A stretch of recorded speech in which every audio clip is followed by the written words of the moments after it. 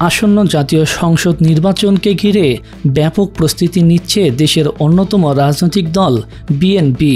দলীয় সূত্র জানায়, ধাপে ধাপে সংসদ সদস্য প্রার্থী বাছাইয়ের কাজ এগিয়ে নিচ্ছে বিএনপির হাইকমান্ড। একই সঙ্গে নির্বাচনের স্বচ্ছতা নিশ্চিত করতে দলটি প্রস্তুত করেছে ৩৬ দফা সম্বলিত একটি রূপরেখা, যা সোমবার অনুষ্ঠিত স্থায়ী কমিটির সভায় চূড়ান্ত করা হয়েছে। প্রস্তাবনায় বিশেষভাবে উল্লেখ করা হয়েছে, জামাতে ইসলামের 4টি সংশ্লিষ্ট প্রতিষ্ঠান থেকে কোনো কর্মকর্তাকে আগামী নির্বাচনের সঙ্গে যুক্ত করা হবে না। এ 4টি প্রতিষ্ঠানের মধ্যে রয়েছে 2টি ব্যাংক ও 2টি হাসপাতাল।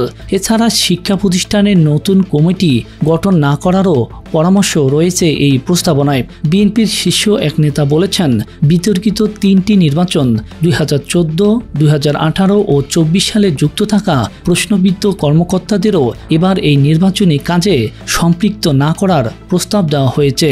দলটির ধারণা, এ ধরনের বিতর্কিত ব্যক্তিদের সম্পৃক্ততার নির্বাচনকে প্রশ্নবিদ্ধ করবে।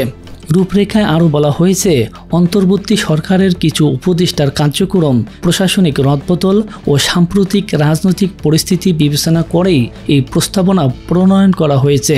বিএনপি বলছে, প্রশাসনের কিছু পদে সাম্প্রতিক রদবদল ও নিয়োগে জামাত ঘনিষ্ঠ ব্যক্তিদের অগ্রাধিকার দেয়া হয়েছে, যা নিয়ে নিরপেক্ষতার প্রশ্ন তুলেছে দলটি। এই প্রেক্ষাপটে মঙ্গলবার বিএনপির একটি প্রতিনিধি দল প্রধান উপদেষ্টা ডক্টর মোহাম্মদ ইউনূসের সাথে সাক্ষাৎ করে অন্তর্বর্তী সরকারকে নিরপেক্ষ তত্ত্বাবধায়ক সরকারের মতো ভূমিকা পালনের আহ্বান জানায়। পাশাপাশি উপদেষ্টা পরিষদে থাকা দলঘনিষ্ঠ সদস্যদের ব্যাপারেও পদক্ষেপ নেওয়ার অনুরোধ করে তারা।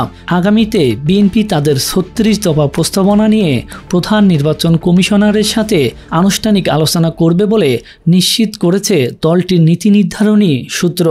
মোহাম্মদ ইয়াসিন আলী আরাফাত, ঢাকা প্রতিবেদন।